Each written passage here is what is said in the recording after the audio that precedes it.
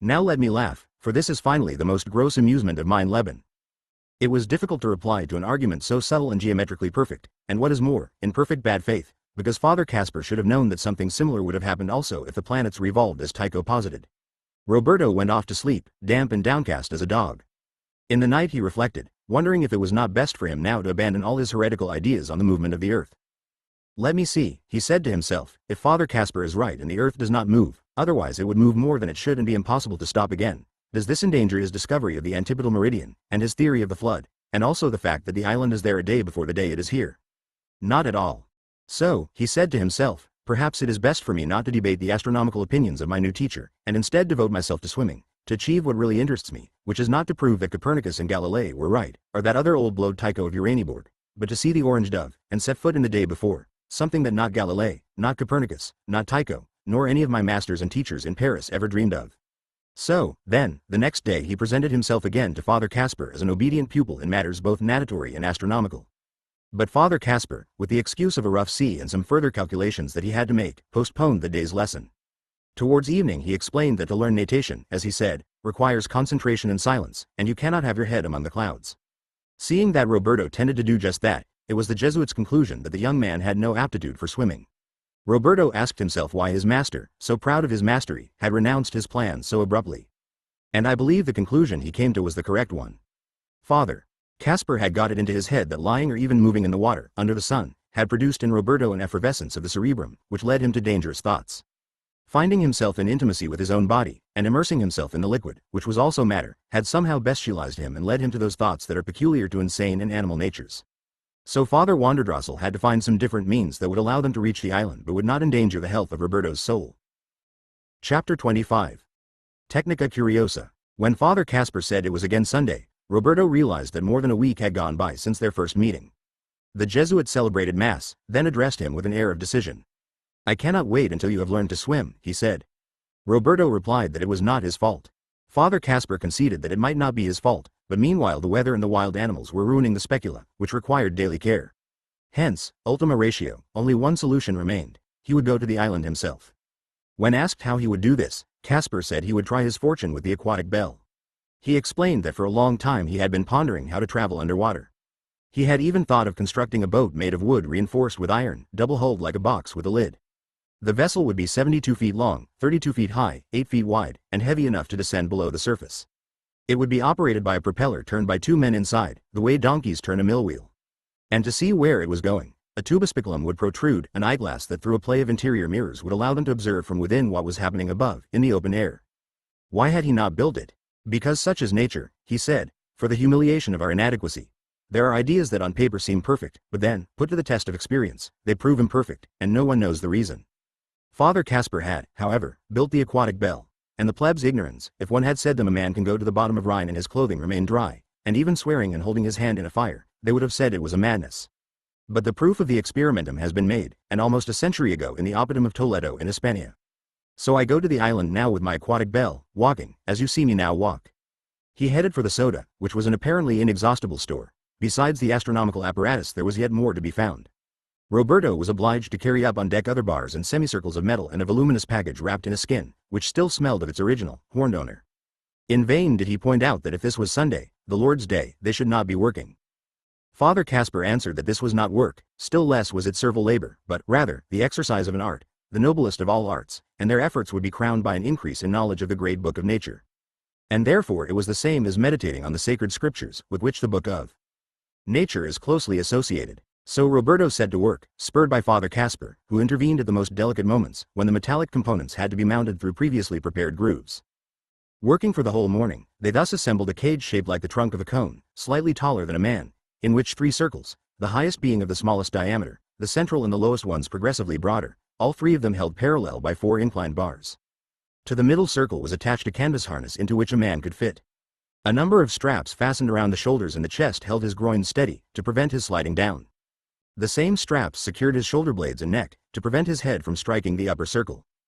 While Roberto wondered what the use could be of this contraption, Father Casper unwrapped the folded skin, which was revealed as the perfect case, or glove, or thimble of that metallic apparatus, over which it easily fit, fixed by some hooks on the inside so that once assembled, the apparatus could not be unsheathed. And the finished object was, in effect, a cone without a tip, open at the top and at the base, or, if you like, indeed, a kind of bell. On it, between the top and the middle circles, there was a little glass window. To the roof of the apparatus a sturdy ring had been attached. At this point the bell was shifted towards the windlass and hooked to an arm that through a clever system of pulleys allowed it to be raised, lowered, lifted over the rail, hoisted aboard, or unloaded like any bale or case or package of cargo. The windlass was a bit rusty after many days of disuse, but finally Roberto managed to operate it and raise the bell to half its height, so that its interior could be observed. This bell now awaited only a passenger, who would step inside, fasten the straps, then dangle in the air like a clapper. A man of any stature could enter it. He had only to adjust the harness, loosening or tightening buckles and knots. Now, once he was well fastened, the inhabitant of the bell could walk, carrying his little cockpit with him, and the straps kept the head at the level of the window, while the lower edge came more or less to his calf.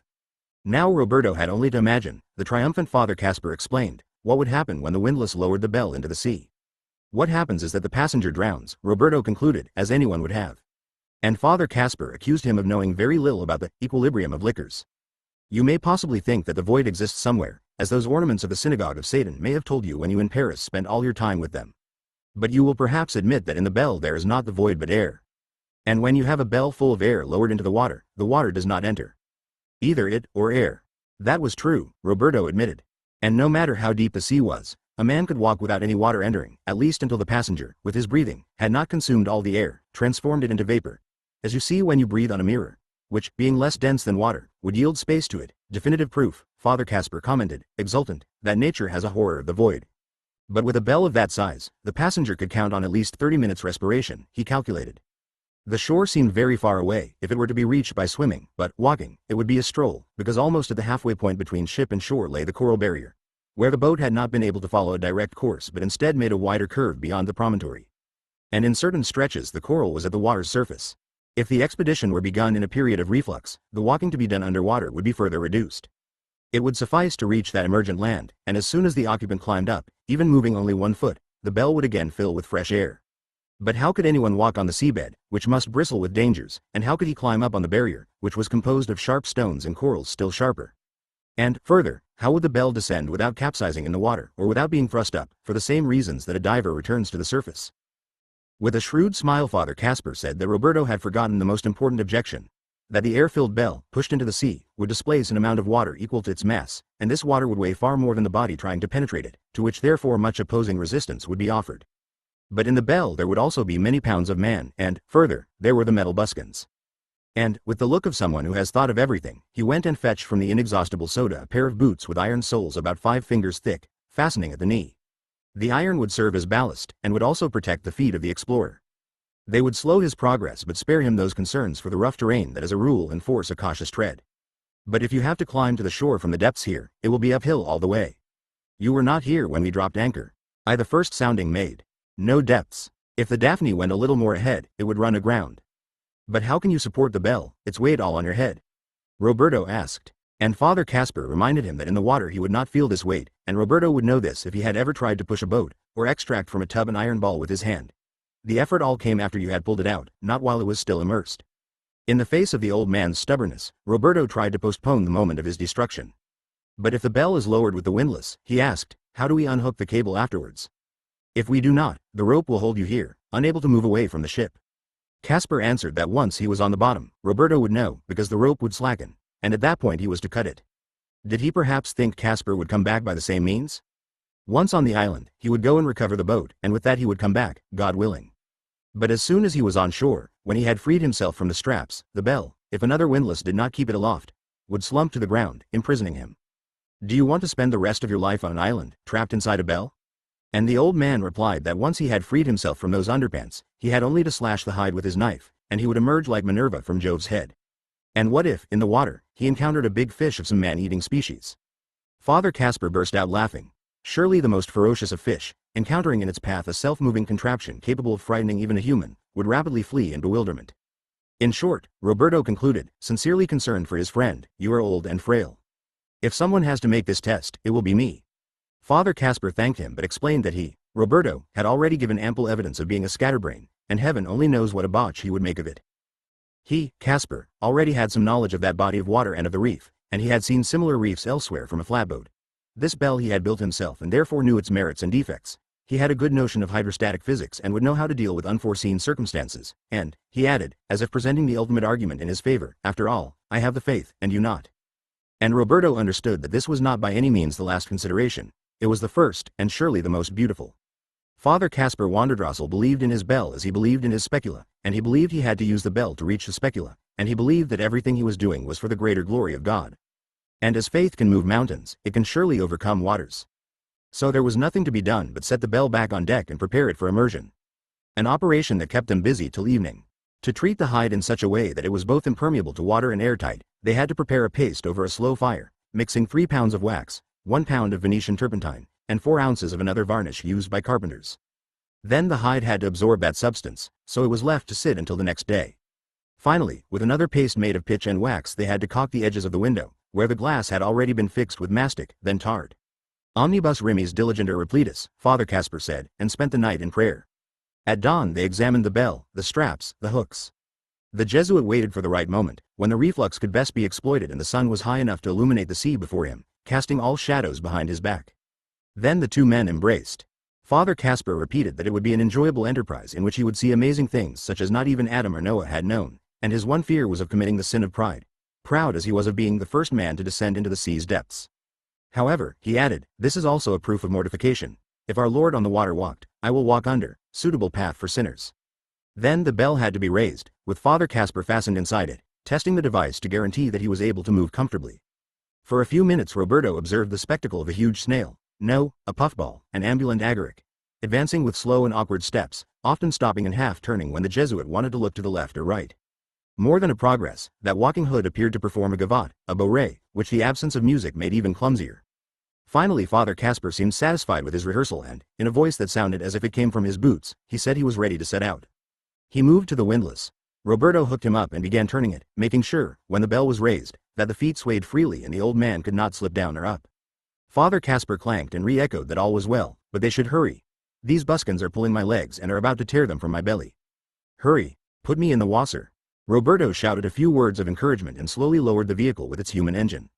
No easy matter, because he had to perform by himself the task of many sailors. That descent thus seemed eternal to him, as if the sea sank gradually as he multiplied his efforts. But finally he heard a noise from the water, realized the strain was diminishing, and after a few moments, which to him seemed years, he felt the windlass now spinning idly. The bell had touched bottom. He severed the rope, then rushed to the bulwark to look down. And saw nothing. Of Father Caspar and the bell there was not a sign. What a brain, that Jesuit, Roberto said to himself with wonder. He has done it. Imagine, down in that water there is a Jesuit walking, and no one would guess. The valleys of all the oceans could be populated with Jesuits, and no one would know. Then he shifted to more practical thoughts.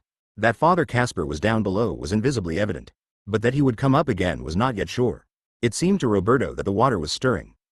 The day had been chosen precisely because it was calm, but, as they were carrying out the final preparations, a wind sprang up which out here merely ruffled the surface a little, but at the shore it created a play of waves that at the submerged reefs could jeopardize Father Caspar's arrival.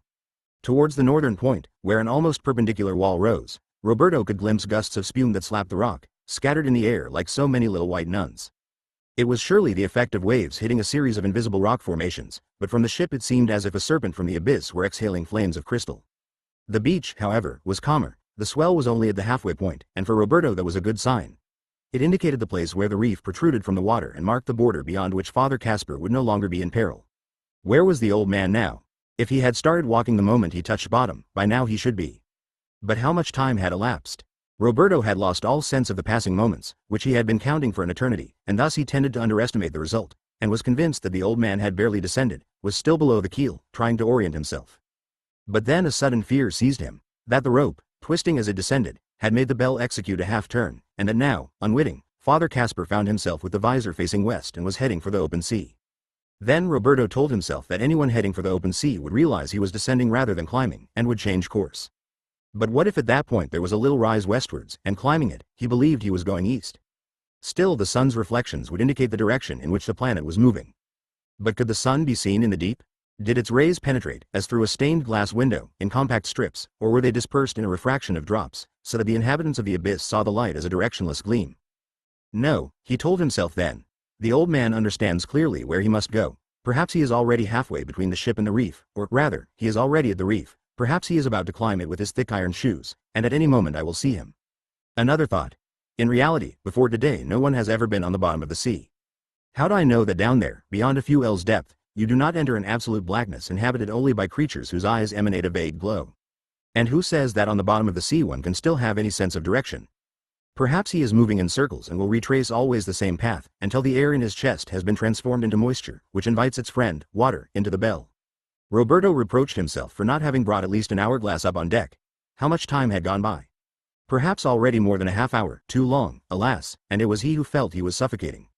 Then he took a deep breath, was reborn, and he believed this proved that only a very few instants had passed and Father Casper was still enjoying the purest air.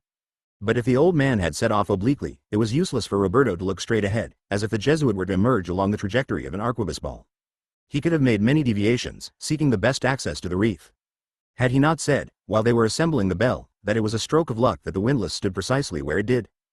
10 paces to the north the false curtain abruptly formed a steep flank, against which the boat had once struck, while directly in front of the windlass there was a passage through which the boat had passed, running aground a bit farther on, where the rocks of the natural breakwater rose gradually.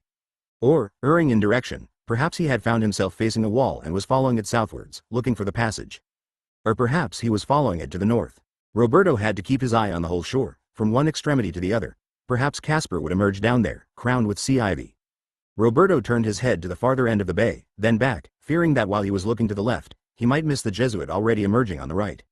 And yet at that distance it was easy to identify a man quickly, let alone a leather bell dripping water in the sun like a copper ladle just washed. Fish. Perhaps in those waters there was a cannibal fish, not at all frightened by the bell, and it had already devoured the old man whole. No, if there was such a fish, it would live between the ship and the beginning of the coral reef, not beyond, and Roberto would have glimpsed its dark shadow. But perhaps the explorer had already arrived at the reef, and animal or mineral spikes had pierced the bell, releasing what little air it still contained. Another thought. How'd I know that the air in the bell has really sufficed for all this time? Casper had said it would, but he had already been led astray by his confidence that his basin would work. In the final analysis, dear old Casper had proved to be a raving eccentric, and perhaps that whole story of the waters of the flood, and the meridian, and the island of Solomon was a pack of tall tales. And besides, even if he was right as far as the island was concerned, he could have been wrong in his calculation of the quantity of air a man needs. And how'd I know that all those oils, those essences, really did seal every crevice? Perhaps at this moment the interior of the bell looks like one of those grottos where water spurts from every corner. Perhaps the whole bell sweats like a sponge. Is it not true that our own skin is a sieve of pores imperceptible and yet there, since our sweat filters through them? And if this happens with a man's skin, can it not happen also with the hide of an ox? Or do oxen not sweat? And when it rains, does an ox feel wet inside as well? Roberto wrung his hands and cursed his haste. It was self-evident. Here he was, believing hours had passed, and instead only a few pulse beats had gone by. He told himself he had no reason to fear. The brave old man had many more reasons to do so. Perhaps Roberto should support Casper's progress with prayer, or at least with fond hope and good cheer. Besides, he said to himself, I have imagined too many possibilities for tragedy, and it is only proper to melancholics to generate specters that reality is unable to imitate. Father Casper knows the hydrostatic laws, has already sounded this sea, has studied the flood also through the fossils found in all seas. I must be calm, I must comprehend that the time past is slight, and I must wait. He realized that he had grown to love the man who had been the intruder, and he was already weeping at the mere thought that harm might have befallen him. Now, old man, he murmured, return, come back to life, be reborn by God, and we will kill the fattest hen. Surely you will not abandon your Specula melitensis to its fate? And suddenly he was aware that he could no longer make out the rocks near the shore, a sign that the water had begun to rise, and the sun, which earlier he had seen without having to raise his head, was now truly over him. So from the moment of the bell's disappearance, not minutes but hours had passed. He had to repeat this truth to himself aloud to make it credible. He had counted as seconds what had been minutes. He had convinced himself that in his bosom he carried a crazed clock, precipitately ticking, whereas that clock had slowed its pace. For heaven knows how long, telling himself that Father Casper had just descended, he had been awaiting a creature who had been without air for some time. For heaven knows how long he had been awaiting a body lying lifeless somewhere in that expanse. What could have happened? Everything he had thought, and perhaps everything his misadventured fear had caused to happen, he the bearer of ill fortune. The hydrostatic principles of Father Casper could be illusory. Perhaps the water in a bell does indeed enter from below, especially if the person inside kicks the air outside, and what did Roberto truly know of the equilibrium of liquids? Or perhaps the impact had been too abrupt and the bell had overturned. Or Father Casper had tripped halfway there. Or had lost his direction. Or his heart, septuagenarian or more, unequal to his enthusiasm, had failed. And finally, who says that at such depth the weight of the water of the sea cannot crush leather as it might squeeze a lemon or hull a pod? But if he was dead, should his corpse not rise to the surface? No, he was anchored by his iron boots, from which his poor legs would be freed only when the conjoint action of the waters and the host of greedy little fish had reduced him to a skeleton. Then Roberto had a dazzling thought. What was all this mental jabber about? Why, Father Casper himself had said it in so many words. The island Roberto saw before him was not the island of today but that of yesterday. Beyond that meridian it was the day before. Could he expect to see now on that beach, where it was yesterday, a person who had descended into the water today? Surely not. The old man had immersed himself in the early morning of this Monday, but if on the ship it was Monday, on that island it was still Sunday, and therefore he would not be able to see his friend emerge until the morning of its tomorrow, when on the island it would be, at last, Monday. I must wait till tomorrow, he said to himself. Then, however, he added, but Father Casper cannot wait a day, he has not enough air.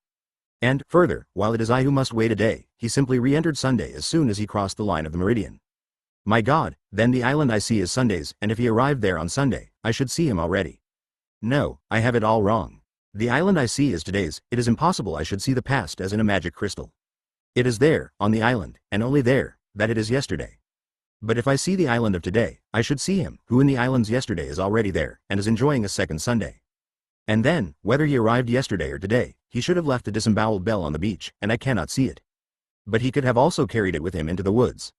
When? Yesterday. So, let us assume that what I see is the island of Sunday. I must wait for tomorrow to see him arriving there on Monday. We could say that Roberto had definitively lost his mind, and with very good reason. No matter how he calculated, the figures would not add up. The paradoxes of time can indeed unhinge us. So it was normal for him not to know what to do, and he ended up doing what anyone, first victim of his own hope, would have done. Before succumbing to despair, he prepared to wait for the coming day. How he did it is hard to reconstruct. Pacing back and forth on deck, not touching food, talking to himself, to Father Casper, to the stars, and perhaps having recourse once more to Aqua Vitae. The fact is that we find him the next day, as the night fades and the sky takes on color, and then after sunrise, more and more tense while the hours pass, greatly agitated between 11 and noon, beside himself between noon and sunset, until he has to accept reality, and, this time, without any doubt. Yesterday, surely yesterday, Father Casper lowered himself into the austral ocean, and neither yesterday nor today did he subsequently emerge. And since all the wonder of the antipodal meridian is played out between yesterday and tomorrow, and not between yesterday and the day after tomorrow, or tomorrow and the day before yesterday, it was now certain. From that sea Father Casper would never again come forth. With mathematical, indeed, cosmographical and astronomical certitude, his poor friend was lost. Nor could anyone have said where the body was. In some unidentified place down below. Perhaps beneath the surface there were violent currents, and the body by now was out in the open sea. Or perhaps not, perhaps beneath the Daphne lay a trough, a chasm. The bell had settled there, and from it the old man had been unable to climb up and had expended his scant breath, increasingly watery, in cries for help. Perhaps, to escape, he had unfastened his bonds, the bell still full of air, and made a leap upwards, but its iron part had arrested that first impulse and held it at half depth, no knowing where. Father Casper had tried to free himself from his boots but had failed. Now in this strait, rooted in rock, his lifeless body swayed like seaweed. And while Roberto was thinking these things, the Tuesday sun was now behind his back, the moment of Father Casper Wanderdrossel's death growing ever more remote. The sunset created a jaundiced sky behind the dark green of the island, and a Stygian sea.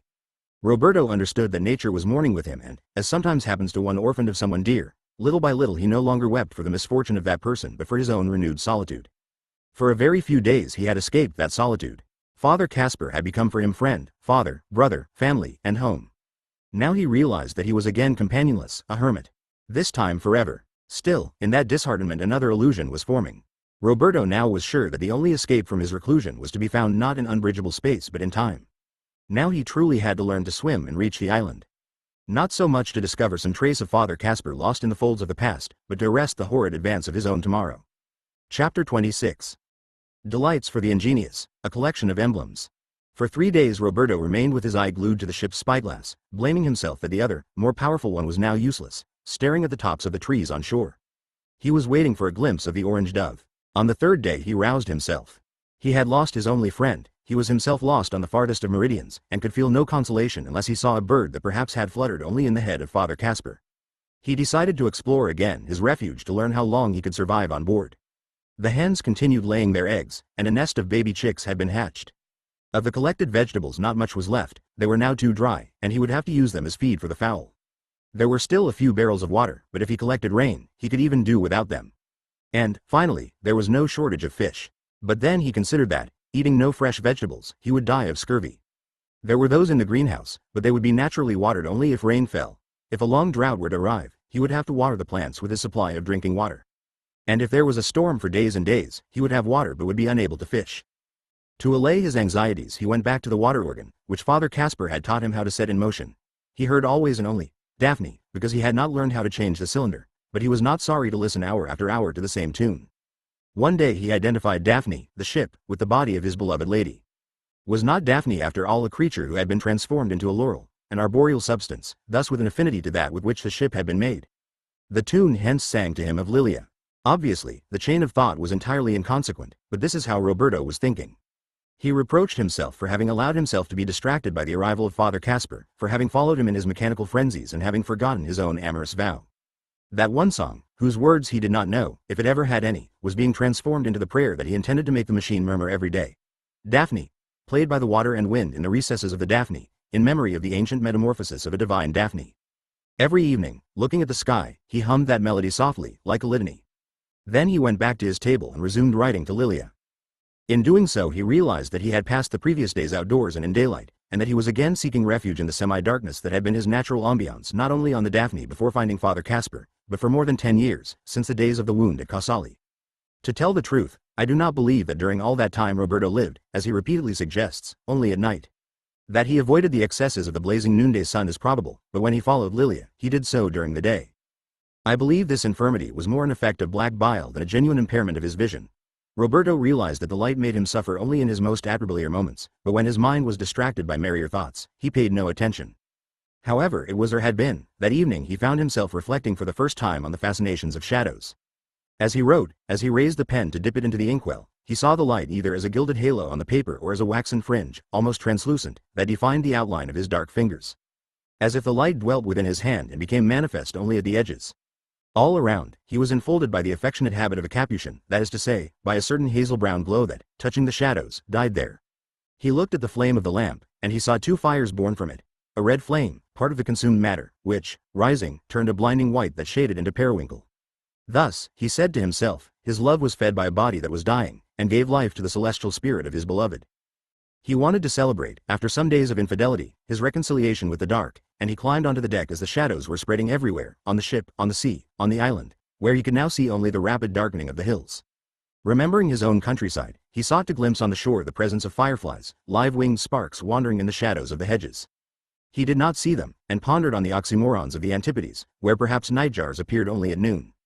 Then he lay down on the quarterdeck and began looking at the moon, letting the deck cradle him while from the island came the sound of the backwash, mixed with cries of crickets, or their equivalent in this hemisphere. He reflected that the beauty of day is like a blonde beauty, while the beauty of night is a dark beauty. He savored the contradiction of his love for a blonde goddess which consumed him in the darkness of the night. Remembering the hair like ripe wheat, which annihilated all other light in the salon of Arthenes, he would call the moon beautiful because it diluted, fading, the rays of a latent sun. He proposed to make the reconquered day a new occasion for reading in the glints on the waves the encomium of the gold of that hair and the blue of those eyes. But he savored also the beauties of night, when all seems at rest, the stars move more silently than the sun, and you come to believe you are the sole person in all nature intent on dreaming. That night he was on the point of deciding that he would remain on the ship for the rest of his days. But, raising his eyes to heaven, he saw a group of stars that suddenly seemed to reveal to him the shape of a dove, wings outspread, bearing in its beak an olive twig. Now it is true that at least 40 years before, in the austral sky not far from Canis Major, a constellation had been identified and named the Dove. But I am not at all sure that Roberto, from his position then, at that hour and in that season, saw those same stars. In any case, though the observers who had seen in them a dove, like Johannes Bayer in his Uranometria Nova, and then much later Cornelli in his Libro Dei Globi, possessed far more imagination than Roberto, I would still say that any arrangement of stars at that moment would have seemed to him a pigeon, a dove, a turtle, whatever you like. That morning he had doubted its existence, but the orange dove was driven into his mind like a nail, or, as we shall see, a golden spike. We must in fact ask ourselves why, after Father Casper's first hint of the many marvels the island could offer him, Roberto chose to take such interest in the dove. We shall see, as we continue to follow this story, how in the mind of Roberto, whose solitude day after day made increasingly ardent, that dove barely mentioned at first, becomes all the more vivid the less he manages to see it, becomes an invisible compendium of every passion of his loving soul, his admiration, respect, veneration, hope, jealousy, envy, wonder, and gaiety. It was not clear to him, nor can it be to us, whether the bird had become the island, or Lilia, or both, or the yesterday to which all three were relegated, for Roberto's exile was in an endless today, whose future lay only in arriving, some tomorrow, at the day before. We could say Caspar had recalled to him the Song of Solomon, which, as it happens, Roberto's Carmelite had read to him over and over until the boy had almost memorized it. And from his youth he enjoyed mellifluous agonies for a creature with dove eyes, for a dove whose face he could glimpse among the clefts of rock. But this satisfies me only up to a point. I believe it is necessary to engage in an explication of the dove, to draft some notes for a future little monograph that could be entitled Columba Patefacta, and the project does not seem to me completely otiose, considering that others have devoted whole chapters to the meaning of the whale, that ugly black or gray animal. Though if white, it is unique. Whereas we are dealing with Aurora avis, its color even rarer, and a bird on which mankind has reflected far more than on whales. This in fact is the point. Whether he had spoken with the Carmelite or debated with Padre Emanuele, or had leafed through many books held in high esteem in that time, or whether in Paris he had listened to lectures on what were called enigmatic emblems and devices, Roberto should have known something, however little, about doves. We must remember that his was a time when people invented or reinvented images of every sort to discover in them recondite and revelatory meanings. It sufficed to see, I will not say a beautiful flower or a crocodile, but merely a basket, a ladder, a sieve, or a column, and one would try to build around it a network of things that at first glance nobody had seen there. This is hardly the place to discuss the difference between a device and an emblem, or to describe how in various ways these images were complemented by special verses or mottos, except to mention that the emblem, from the description of a particular deed, not necessarily illustrated, derived a universal concept, whereas the device went from the concrete image of a particular object to a quality or proposition of a single individual, as to say, I shall be more pure than snow, or more clever than the serpent, or again, I would rather die than betray, arriving at the most celebrated. Franger non flectar and spiritus durissima cogit. The people of that period considered it indispensable to translate the whole world into a forest of symbols, hints, equestrian games, masquerades, paintings, courtly arms, trophies, blazons, escutcheons, ironic figures, sculpted obverses of coins, fables, allegories, apologias, epigrams, riddles, equivocations, proverbs, watchwords, laconic epistles, epitaphs, parerga, lapidary engravings, shields, glyphs, clippe, and if I may, I will stop here, but they did not stop. And every good device had to be metaphoric, poetic, composed, true, of a soul to be revealed, but even more of a sensitive body that referred to an object of the world. It had to be noble, admirable, new but knowable, evident but effective, singular, proportionate to its space, acute and brief, ambiguous but frank, popularly enigmatic, appropriate, ingenious, unique, and heroic. In short, a device was a mysterious notion, the expression of a correspondence, a poetry that did not sing but was made up of a silent figure and a motto that spoke for it to the eyes. Precious in that it was imperceptible, its splendor hidden in the pearls and the diamonds it showed only bead by bead. It said more making less noise, and where the epic poem required fables and episodes and history deliberations and harangues, for the device a few strokes and a syllable sufficed. Its perfumes were distilled in impalpable drops, and only then could objects be seen in a surprising garb, as with foreigners and maskers. It concealed more than it revealed. It did not charge the spirit with matter but nourished it with essences.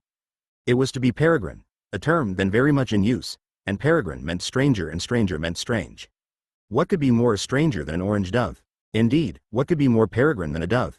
Ah, the dove was an image rich in meanings, all the more clever as each conflicted with the others.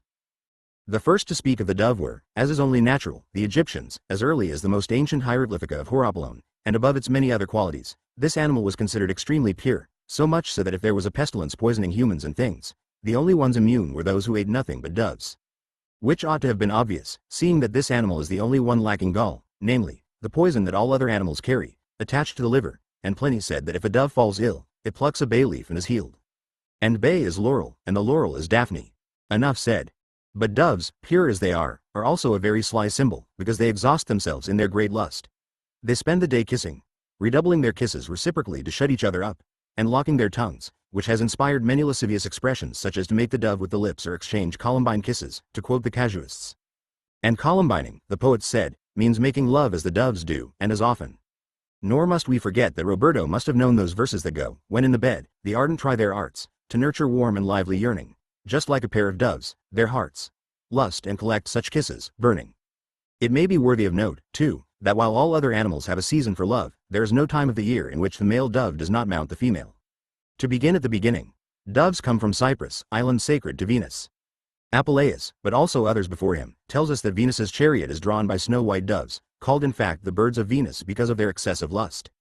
Others recall that the Greeks called the dove Peristera, because envious Eros changed into a dove the nymph Peristera, much loved by Venus.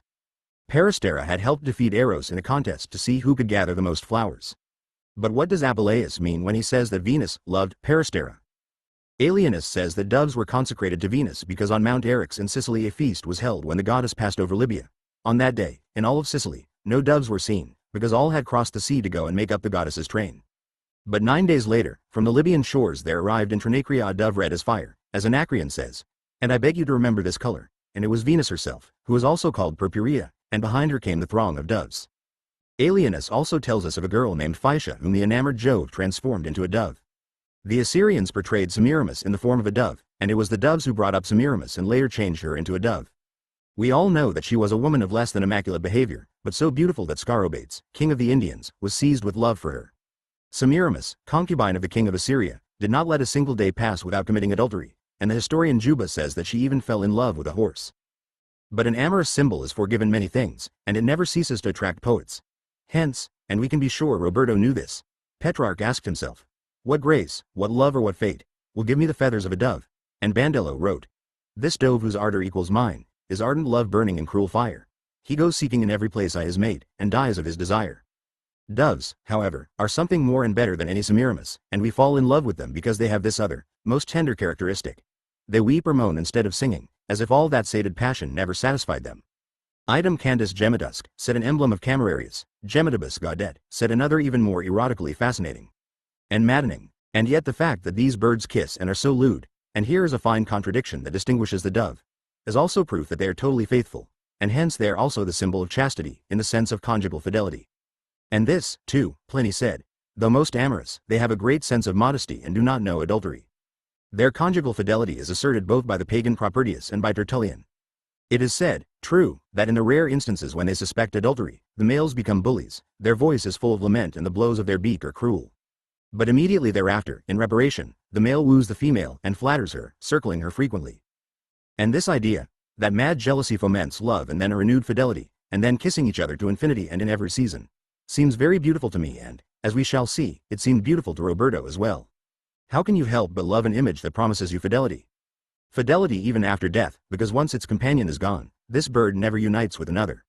The dove was thus chosen as the symbol for chaste widowhood. Pharaoh recalls the story of a widow who, profoundly saddened by the death of her husband, kept at her side a white dove, and was reproached for it, to which she replied, dolor non color, it is the sorrow that matters, not the color. In short, lascivious or not, their devotion to love leads Origen to say that doves are the symbol of charity. And for this reason, according to Saint Cyprian, the Holy Spirit comes to us in the form of a dove, for not only is this animal without bile, but also its claws do not scratch, nor does it bite. It loves human dwellings naturally, recognizes only one home, feeds its young, and spends its life in quiet conversation, living with its mate in the concord, in this case irreproachable, of a kiss. Whence it is seen that kissing can also be the sign of great love of one's neighbor, and the Church has adopted the ritual of the kiss of peace. It was the custom of the Romans to welcome and greet one another with a kiss, also between men and women. Malicious scholiasts say that they did this because women were forbidden to drink wine and kissing them was a way of checking their breath, but the Numidians were considered vulgar because they kissed no one but their children. Since all people hold air to be the most noble element, they have honored the dove, which flies higher than the other birds and yet always returns faithfully to its nest. Which, to be sure, the swallow also does, but no one has ever managed to make it a friend of our species and domesticate it, as the dove has been. Saint Basil, for example, reports that dove vendors sprinkled a dove with aromatic balm, and, attracted by that, the other doves followed the first in a great host. Odore trahit. I do not know if it has much to do with what I said above, but this scented benevolence touches me, this sweet-smelling purity, this seductive chastity. The dove is not only chaste and faithful, but also simple, Columbina simplicitas. Be ye therefore wise as serpents and harmless as doves, says the Bible, and for this reason it is sometimes the symbol of the life of the convent and the cloister. And how does that fit with all these kisses? Never mind. Another source of fascination is the Trepiditas of the dove. Its Greek name, Treron, derives certainly from trio, I flee, trembling. Homer, Ovid, Virgil all speak of this, timorous as pigeons during a black storm, and we must remember that doves live always in terror of the eagle or, worse, the hawk. In Valerian we read how, for this very reason, they nest in inaccessible places for protection, hence the device secura nidificat. And Jeremiah also recalls this, as Psalm chapter 55 cries out, "Oh that I had wings like a dove! For them would I fly away, and be at rest." The Jews said that doves and turtledoves are the most persecuted of birds, and therefore worthy of the altar, for it is better to be the persecuted than the persecutor. But according to Aretino, not meek like the Jews, he who makes himself a dove is eaten by the falcon. But Epiphanius says that the dove never protects itself against traps, and Augustine repeated that not only does the dove put up no opposition to large animals, stronger than it, but is submissive even toward the sparrow. A legend goes that in India there is a verdant leafy tree that in Greek is called paradisian. On its right side live the doves, who never move from the shade it spreads. If they were to leave the tree, they would fall prey to a dragon, their enemy. But the dragon's enemy is the tree's shade, and when the shade is to the right, he lies in ambush to the left, and vice versa.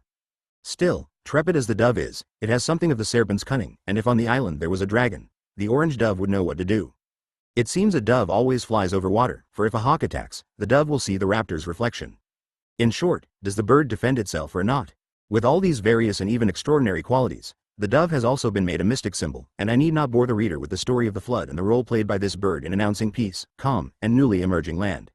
But for many sacred authors it is also an emblem of the Mater Dolorosa and of her helpless weeping. And of her it is said, Intis et extra, because she is pure outside and inside. Sometimes the dove is portrayed breaking the rope that keeps her prisoner, effracto libera vinculo, and she becomes the figure of Christ risen from the dead.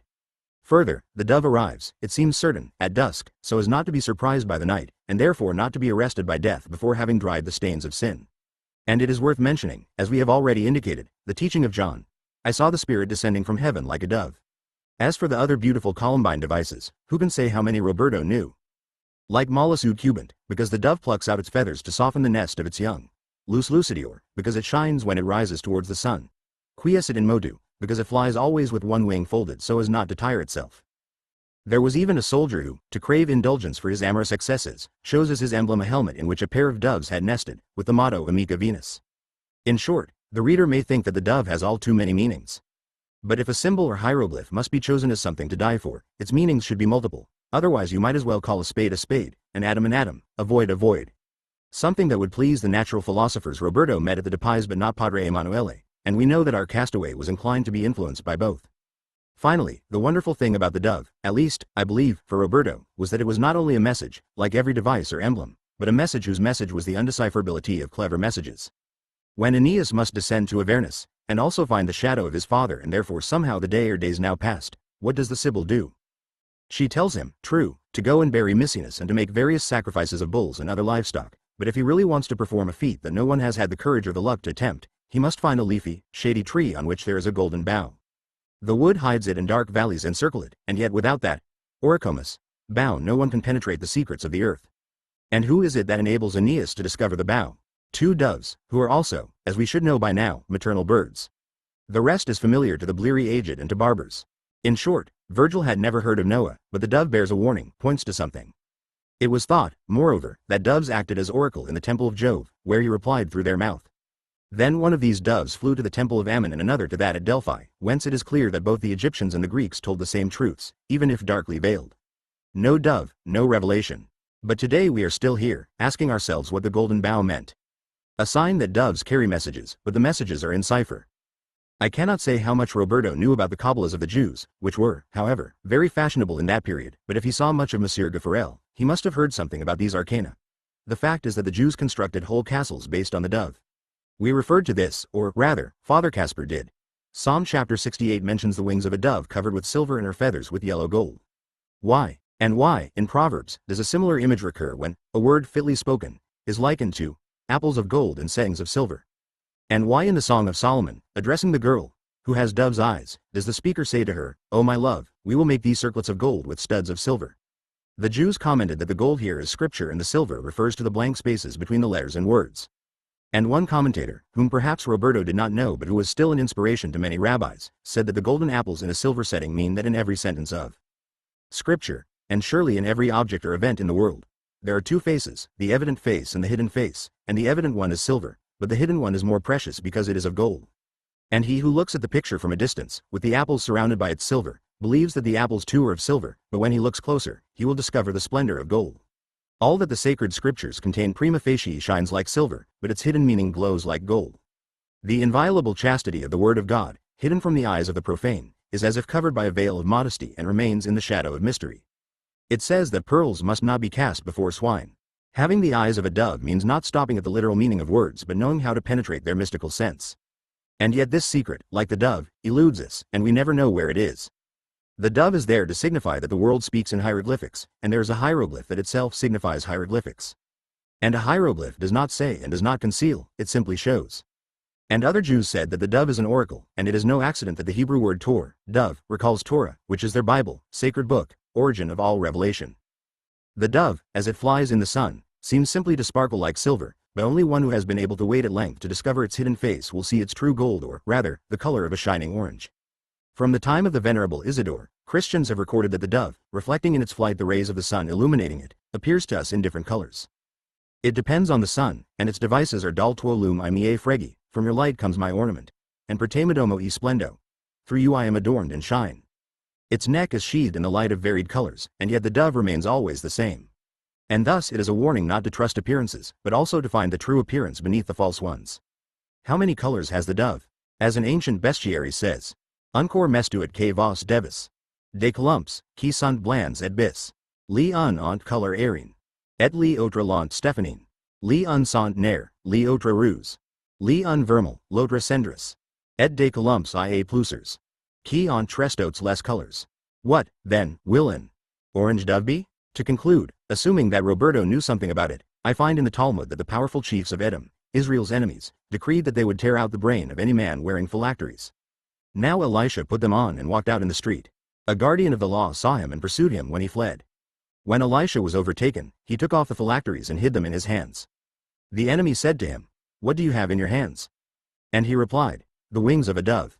The other man forced open his hands, and there were the wings of a dove. I am not sure what this story means, but I find it very beautiful. And so must Roberto have found it. Amabilis columba. Und odes volando? Quid est re, quad altum? Celum cito seconda. Tam copia benignaspires liquentum odorum? Tam copia benigna. Unguenta grata stillis? What I mean to say is this. The dove is an important sign, and we can understand why a man lost in the Antipodes might decide he had to train his eyes carefully to understand its meaning. The island beyond reach, Lilia lost, his every hope beaten. Why should the invisible orange dove not be transformed into the golden medulla, the philosopher's stone, the end of ends, volatile like everything passionately wanted? To aspire to something you will never have. Is this not the acme of the most generous of desires? It seems so clear to me, Lus Lucidior, that I have decided to proceed no further with my explication of the dove. Now back to our story. Chapter 27. The secrets of the flux and reflux of the sea. The next day, at the first light of the sun, Roberto stripped completely. In the presence of Father Casper, out of modesty, he had lowered himself clothed into the water, but he realized that clothing weighed him down and encumbered him. Now he was naked. He tied the rope around his waist, climbed down the Jacob's ladder, and he was again in the sea. He remained afloat. That much he had already learned. He now had to learn how to move his arms and legs, as swimming dogs move their paws. He ventured a few strokes, continued for some minutes, and realized he had moved only a few ells away from the ladder. Moreover, he was tired. He knew how to rest, so he turned supine for a while, letting the water and the sun caress him. He felt his strength return. Clearly, he should move until he tired, then rest like a dead man for a few minutes, then resume. His progress would be slow, the time very long, but this was the proper way to do it. After a few trials he came to a courageous decision. The ladder descended on the right-hand side of the bowsprit, towards the island. Now he would try to reach the western side of the ship. He would rest there, and afterwards he would come back. The passage below the bowsprit was not long, and the sight of the prow from the other side was a victory. He let himself float, face up, arms and legs wide. On this side, he felt, the waves cradled him more comfortably than on the other. At a certain moment he felt a tug at his waist. The rope was stretched to its full extent. He returned to the canine position and took stock. The sea had carried him north, many ells beyond the tip of the bowsprit. In other words, a current flowing from southwest to northwest gained in force a little west of the Daphne. He had not noticed it when he made his immersions on the right, sheltered by the bulk of the flute, but moving to the left, he had been caught in the current, and it would have borne him away if the rope had not held him. He had thought he was lying motionless, but he had moved, like the earth in its vortex. Hence it had been fairly easy for him to round the prow. It was not that his skill had increased, rather, the sea had enhanced it. Worried, he chose to try returning to the Daphne with his own strength, and paddling a little, dog-like, he moved a few inches closer, but realized that the moment he paused to catch his breath, the rope tautened again, a sign that he had been carried back. He clung to the rope and pulled it towards himself, revolving in order to wind it around his waist. Thus in a short time he was back at the ladder. Once on board, he decided that any attempt to reach the shore by swimming would be dangerous. He had to construct a raft. He looked at the supply of wood on board the Daphne and found he had no implement with which to shape even the smallest log, unless he spent years hacking at a mast with his knife. But had he not reached the Daphne bound to a plank? So it was simply a matter of unhinging a door and using it as a raft, propelling it perhaps with his hands. For a hammer there was the hilt of his sword, and inserting the blade as a wedge, finally he managed to rip one of the wardroom doors from its hinges. At the end, the blade snapped. Small harm done. He no longer had to fight against human beings, only against the sea. But if he lowered himself into the sea on the door, where would the current take him? He dragged the door towards the left side and managed to throw it into the sea. At first the door floated slothfully, but in less than a minute it was far from the ship, heading to the left, more or less in the direction he himself had floated, then towards northwest. Now it was proceeding as the Daphne would have, had its anchor been weighed. Roberto managed to follow it with his naked eye until it passed the cape, then he had to use his spyglass to see it still moving very fast beyond the promontory. The door sped, as if on the bosom of a broad river that had banks and shores in the midst of a sea that lay calmly on either side of it.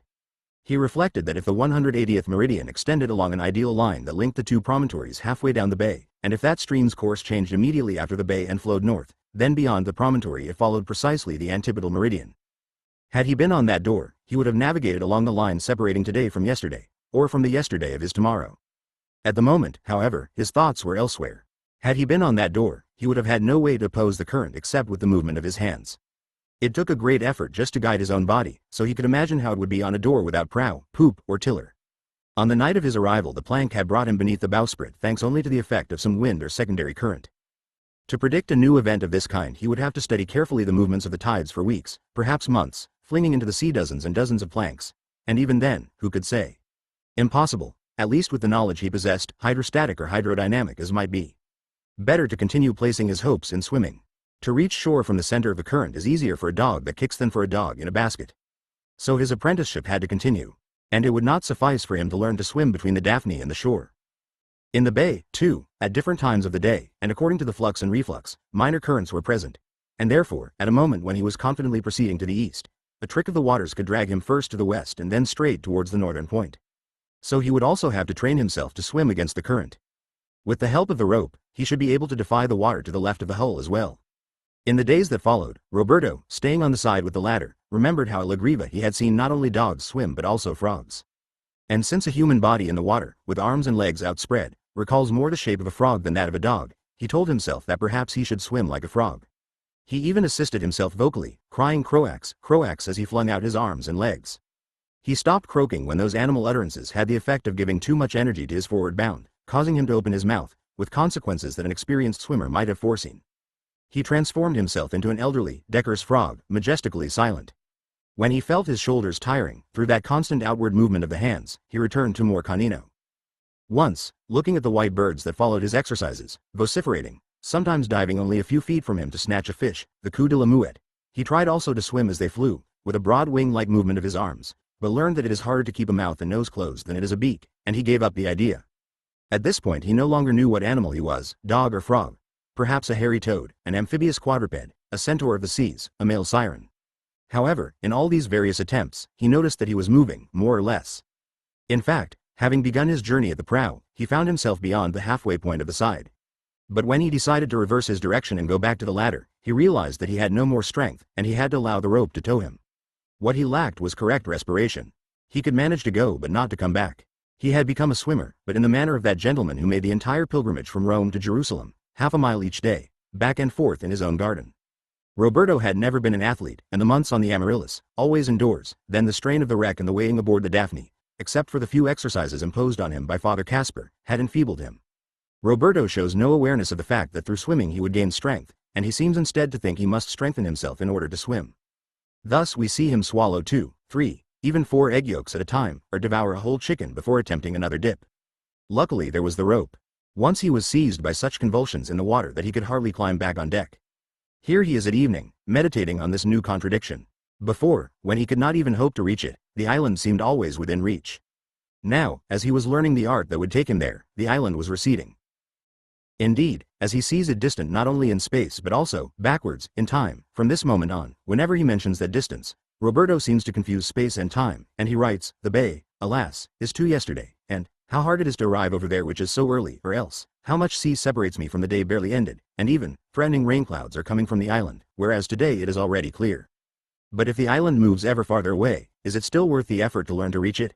Over the next few days Roberto abandons all attempts at swimming, while he renews his search with the spyglass for the orange dove.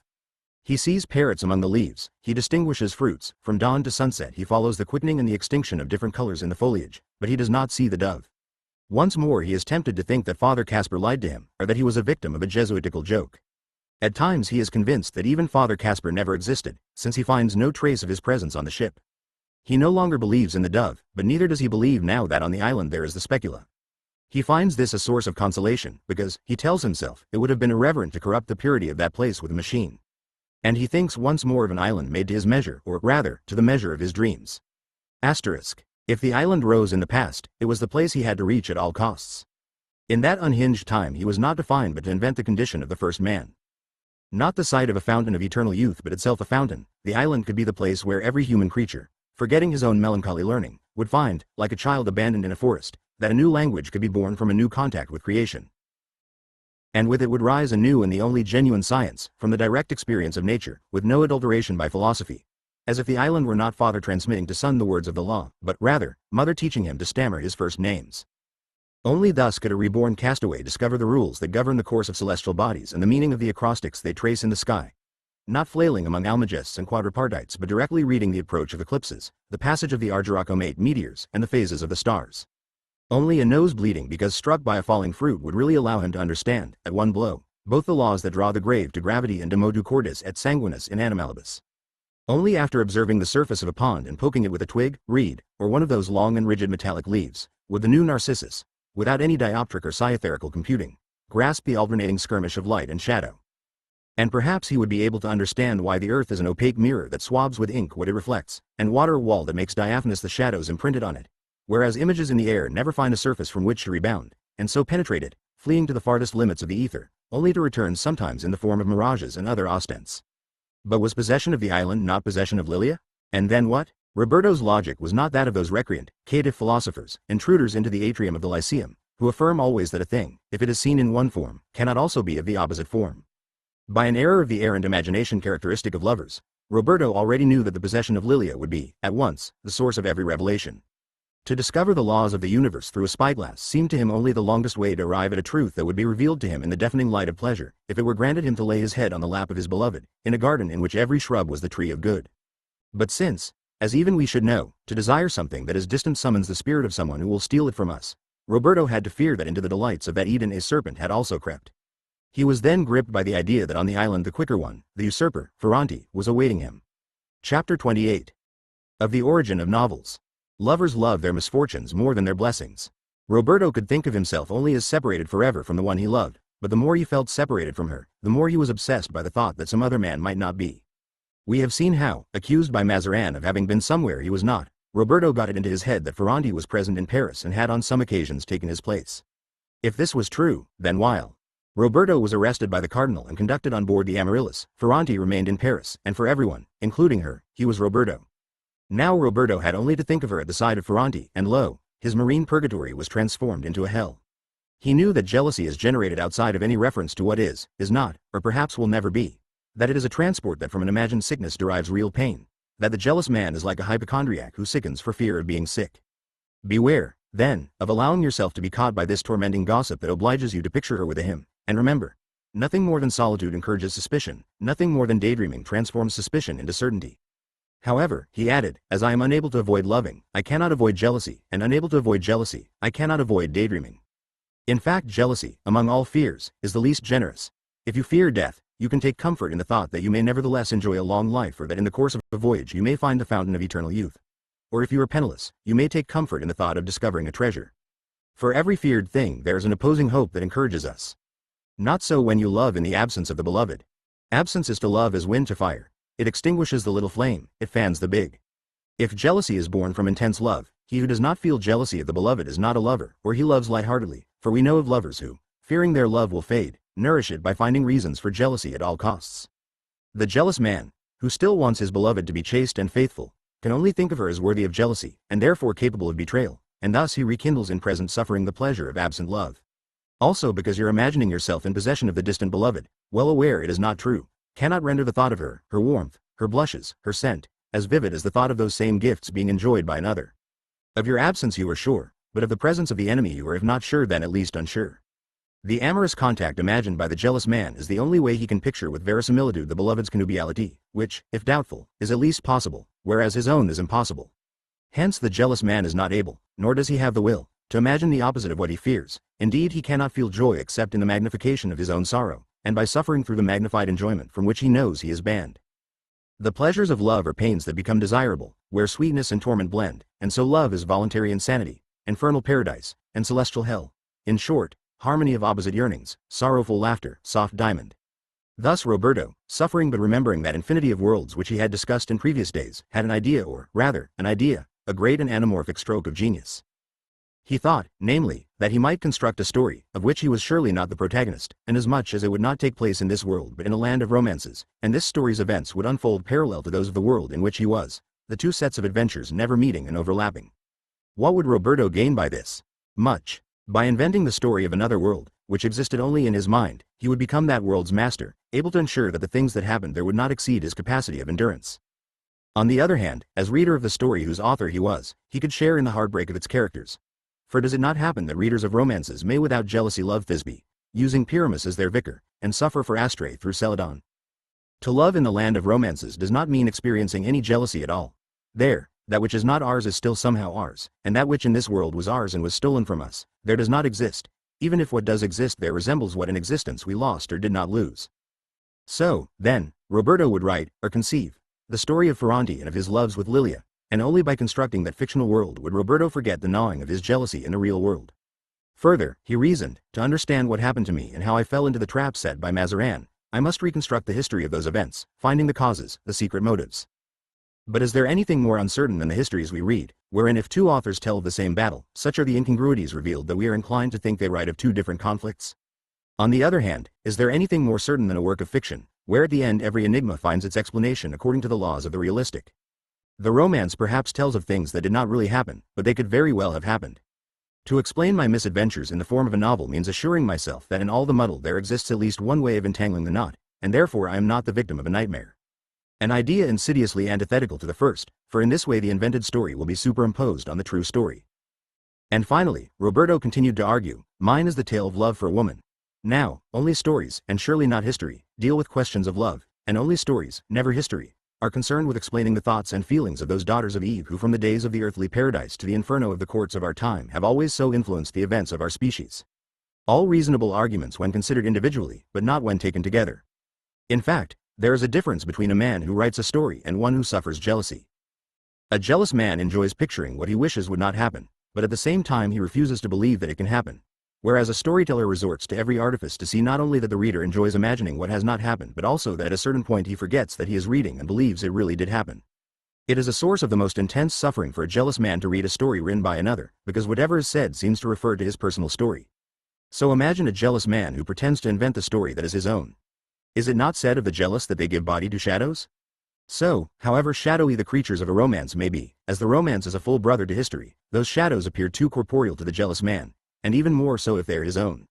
On the other hand, for all their virtues, romances have their defects, which Roberto should have known. As medicine teaches also about poisons, metaphysics disturbs with inopportune subtleties the dogmata of religion. Ethics recommends magnificence, which is not of help to everyone. Astrology fosters superstition, optics deceives, music rouses lust, geometry encourages unjust dominion, and mathematics avarice. So the art of the romance, though warning us that it is providing fictions, opens a door into the palace of absurdity, and when we have lightly stepped inside, slams it shut behind us. But it is not in our power to keep Roberto from taking this step, since we know for sure that he took it. Chapter 29. The Soul of Ferrante. At what point should he take up the story of Ferrante? Roberto considered it best to begin from that day when Ferrante, having betrayed the French, on whose side he was pretending to fight at Casale, passing himself off as Captain Gambero, sought refuge in the Spanish camp. Perhaps he was received with enthusiasm there by some great gentleman who had promised to take him, at the war's end, to Madrid. And in that city Ferrante's rise began, at the outer edge of the Spanish court, where he learned that the virtue of sovereigns is their caprice, and power is an insatiable monster, to be served with slavish devotion in order to snatch every crumb falling from that table. Ferrante was able to make a slow and rough ascent, first as henchman, assassin, and confidant, then as a bogus gentleman. He could not help but be of lively intelligence, even when constrained to villainy, and in that environment he immediately learned how to behave. He therefore heard, or guessed, those principles of courtesan education in which Señor de Salazar had tried to catechize Roberto. Ferrante cultivated his own mediocrity, the baseness of his bastard origins, not fearing to be eminent in mediocre things, so as to avoid one day being mediocre in eminent things. He understood that when you cannot wear the skin of the lion, you wear that of the fox, for after the flood more foxes were saved than lions.